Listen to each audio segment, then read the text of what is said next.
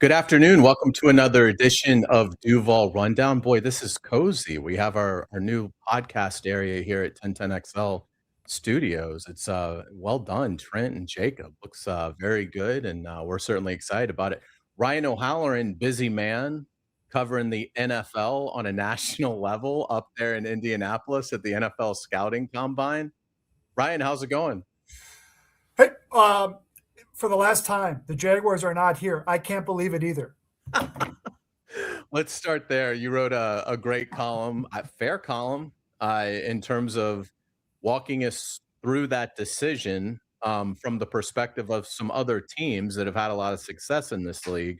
Let's start there before we get to like the national reporters and things like that are coming up to you. But let's just start with the teams and the column that you wrote. What kind of was your experience gathering that? Yeah, the column's online right now, Jacksonville.com. Will be in tomorrow's print edition.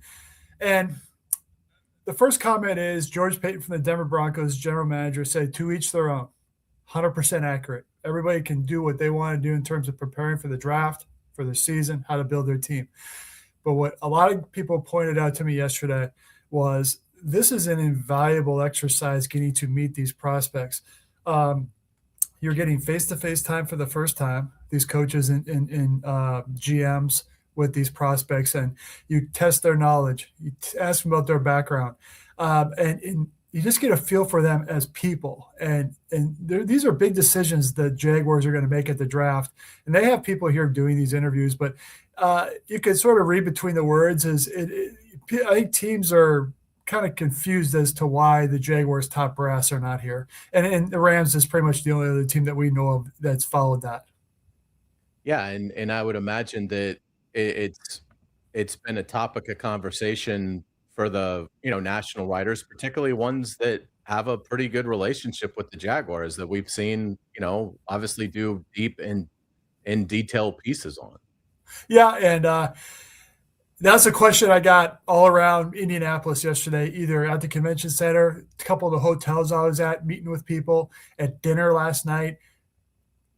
None of them are here. That was the question. And I've heard people say that sometimes they've heard of a coach not coming in, but usually the GM is always here. And so James Gladstone's got his way of doing things. Liam Cohen, obviously the coach, is not here. So it's and the question I get as a follow-up is, have they explained it?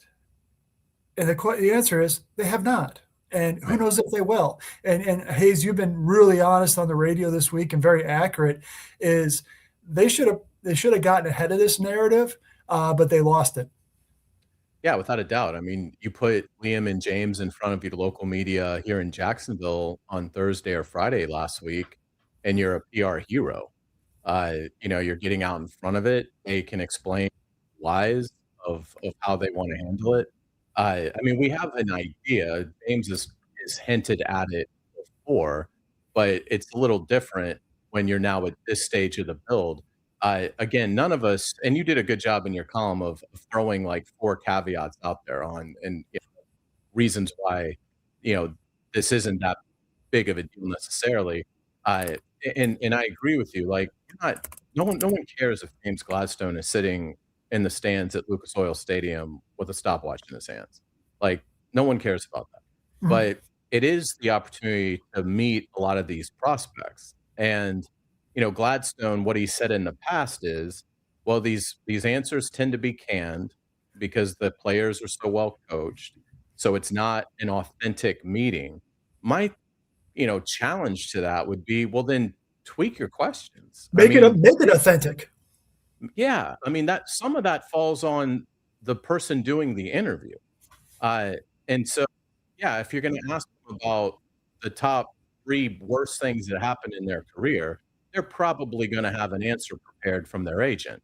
But talk about their family, talk about what they like to do off the field. I mean, just anything that gives you a sense of the player. Because what I keep coming back to is, and look, this draft class that they just brought in, it was hurt, but to a man, they seem to be good people, from our first, glimpse of them. Because some of these guys, we don't know Caleb Ransall. We don't really know much about Wyatt Milam. But the guys that played, Tootin, Quinn Allen, they seem like good dudes. Um, but you just get crushed if you're Gladstone and you draft a prospect that turns out to be a character problem and you didn't meet in the Yeah, draft yeah. process. And It's just yeah, hard to and defend that. yeah, and, Brandon Beane from the Bills, who I covered the last 3 years before coming back to Jacksonville, his key word is exposures, and he used that word again yesterday. And I looked up an example because I did a behind the scenes draft story with the Bills for 2 years after the draft where they would take me through each pick, and we went down a checklist. Did you see him play in person? Did you attend a practice? Senior Bowl, Combine, Top 30, Pro Day, private workout. Deion Walker, who they drafted, checked a lot of those boxes. Those are, and as Brandon Beane said, 15 minutes here, 20 minutes there, maybe a dinner on campus. You just gather knowledge, and it's up to you to sort of sift through if there's any BS and prioritize what you hear is important. So, and this is going to sound like media bellyache, and I like talking to Liam Cohn. Guilty. And I would have liked to visit with him over the last 2 weeks. We don't know if he's completed his coaching staff yet. We don't know how he feels about the coordinators being back. We don't know how he's approaching this week with his staff back in Jacksonville. So, this is a time when Jaguar fans are still cheering, and I can sense some frustration this week that they have not gotten some answers. Yeah, they've been stiff-armed, which doesn't make any sense. I mean, they're used to hearing from the organization this time of year. The Jaguars have always done that. And again, no one cares that they didn't go to Indianapolis. Uh, and no one expects them to give their plan away. Yeah, But exactly. there's some really good things that you brought up there and some other issues that it would be nice to have James Gladstone and Liam Cohen talking to the fan base. But it's neither here nor there. It is what it is. We'll see, as we move forward, how they elect to handle it. But it definitely seems like it's been a total failure of PR 101 when you've got a team that's won 13 games and you got a fan base that can't get enough information on this team. And you elect to basically not be the only team that is doing nothing media wise or one of the few, and doing it for the first time in your franchise's history. It just seems like a total misstep to me. Yeah, and one reporter brought it up to me today that Liam Cohen would have been a star here yesterday because Yeah. traditionally the coach does the podium, then he does Pro Football Talk, then he does Sirius, then he does NFL Network, and they would have had to sort of peel him off these chairs because he would have been telling stories. He would have had Jaguars would have been all over the internet yesterday. And that would have been good for their brand and would have been good for the team. So I do think it was a missed opportunity, and I've stated that. I've told them that. My opinion doesn't matter, nor should it really, but I like to give it. And then also there's this questions about this football team, how they're going to approach free agency. Like you said, Hayes, we're not looking for their list, but we're looking for them to rule out some things, and so we'll have to keep guessing on that. Yeah, absolutely. The players started to come through today. What was sort of the vibe at Lucas Oil Stadium today at the Combine? Couple things. One is they had linebackers in this morning. Boy, there are some small guys. I mean, I asked somebody who does a lot of draft work, and I said, "Was it me, or were they a little light?" And he's like, "It's 230 and 225 for linebackers. That's pretty light in the NFL." Some of the edge guys came in later in the day, a little bit more, a little more, physically imposing. But one thing these linebackers talk about is the versatility. Is you have to be able to play in coverage. You have to be able to move in space, rush the pass, or play the run, and really how multiple their defenses were in college. And 1 week they got to do this, the next week they have to be more of a run stopper, and they feel that's going to help them in the NFL. And this is a Jaguar show, but I do want to give you one Florida note as I talked to a Kentucky player who played for what's the Brad new White. defense? Brad White, and he goes, his face lit up. He goes, "Brad White, if you're soft at Florida, Brad White's not going to play you on defense." And that has to be music to the ears of Gator fans. So that was just Absolutely. one thing. And then I talked to Jack Pryburn, the Bulls alum who played at LSU after starting his career at Florida. He's working out in Phoenix at Exos before the draft, and he really enjoyed his year at LSU. Put up some decent numbers, but we'll get into some of the defensive backs tomorrow, and then offense on Friday before I go back to Jacksonville. Mark Lamping met with reporters here in Jacksonville earlier today to go over some stadium progress and the 2026 schedule. What were some of your takeaways from Mark's availability? Well, I think you sum up, for fans disappointed in playing back-to-back games in London, and obviously you knew they were not going to play any games in Jacksonville 2027. It's short-term frustration for long-term viability. I think that would be one way to put it. You knew this was coming down the pike. This schedule is going to look skewed because they're not going to be home a lot. But it probably, if you have 6 regular season games in Jacksonville this the coming year. Well, that's better than having none and playing on Orlando or Gainesville for an extra year. So you sort of take what you can get, and the end game is a new stadium that Mark said is coming along. So that was probably the message. I didn't glean a lot from the construction stuff. The price is going to go up because it always does. And most importantly is like, where the hell are we going to park next year? Yeah, I thought it was Long way interesting. away. Yeah, I thought it was interesting too, Mark talking about the football and business Yeah. side working so well together, and it sounds like they can protect 2 opponents, in terms of keeping those games in Jacksonville as opposed to playing them in London, and Mark, I thought, strongly hinted that that's gonna be a Liam Cohen decision from a competitive standpoint. Yeah, I noticed that too, and also he was asked about them working with this administration on the football side, and I think Mark used the term disparage. I don't mean to disparage. Well, whenever you say that, that means you're getting Fair ready to enough. disparage the previous administration. Like when I say, no disrespect to Hayes, but he's an idiot. Right. Well, I really do mean he's Exactly. an idiot. So, so, but yeah, I mean, if I'm the Jaguars, I want my division games in Jacksonville, particularly the Texans and the Colts. Those are going to be the 2 toughest competitors in the AFC South. The other games, if you play the Eagles in London, so what?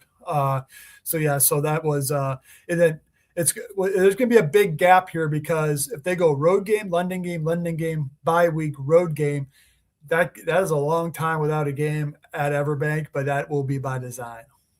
Yeah, Mark talked about it. He referred to it as a donut schedule, which I thought was interesting, and the reason that they need that break is in case they do get behind, they need a window where they can go back in, for weeks at a time and not have to worry about a game being played there. So, Mark said that they've made some requests to the league. I think they're gonna have those requests granted. I mean, they Mhm. want a bye after the 2nd London game. I'd be shocked if the league didn't give them that, and they'd like a road game either before the first London game or a road game coming out of the bye, and I would think when it comes to the league schedule makers, if you're asking for a road game, they're probably gonna be pretty, willing to give you that, so I would anticipate a 4-week break at a minimum where they're gone and they can go in and get whatever work they need to get done caught up, and if they are caught up going into the season, then Mark said, "Then we can start working ahead." It doesn't change the timeline, they'll still not be here in '27, but again, a project this massive, you wanna take advantage of any window that you can. Yeah, and I mean, his schedule is going to be challenging because they're playing a first place schedule which impacts 3 games. I do think the Titans will be better. I don't think the Colts are going to be better at all. And then who knows about the Texans? So when the schedule does come out and you see a lot of ats there, you're going to say, okay, where is the path to a division title? Um, I think they learned their lesson last year is arrive in London for the first game as late as possible, which would probably be Friday morning. And then you just got to hunker down. It's a long week over there before that second game. But you remember a couple years ago, they won both games over there. I think it was Atlanta, and then Buffalo was the second game. So they're going to put better people on the plane going over there. But this team handled some adversity last year, and I would expect them to do the same and play well over there this year. Obviously, it sets up a very difficult competitive situation for Liam Cohen and his staff to only have 6 games where they're sleeping in their own bed the night before the game. So certainly that is gonna be a challenge, but I am interested in seeing this would be a good, like, big summer story for, an intrepid columnist that works at the newspaper here. I'll let Not that to get person know. not to give you an assignment, but I would be curious in knowing how nutrition and sports science and travel has been negated it all over the years. Like, are athletes' bodies better conditioned for it Yeah. now? Is it not that big of a competitive disadvantage from a fatigue standpoint? Certainly you're away from your family, and I'm not trying to dismiss any of that.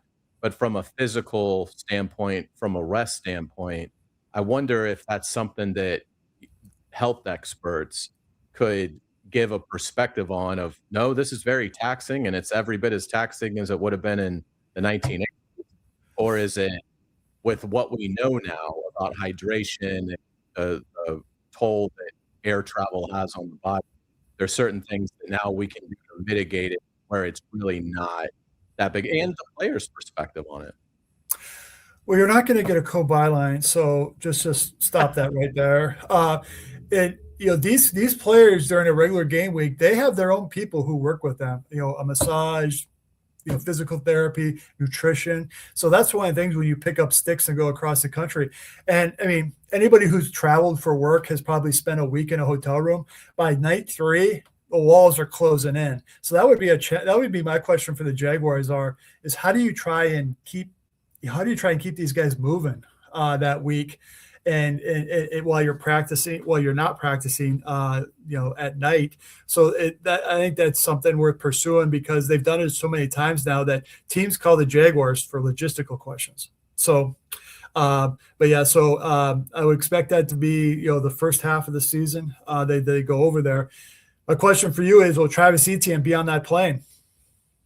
No, I don't think so. I think ETN, unless he's playing for the, Eagles or the Eagles. divisional team. I mean, I bring that up as a topic because the running back market surprisingly has started to develop with Javonte Williams and also Breece Hall being franchise tagged by the Jets. I think this is good news for the Jags because there are still a lot of running backs out there, and I think there's going to be a market fall off that maybe gives the Jaguars a puncher's chance to retain ETN at their number.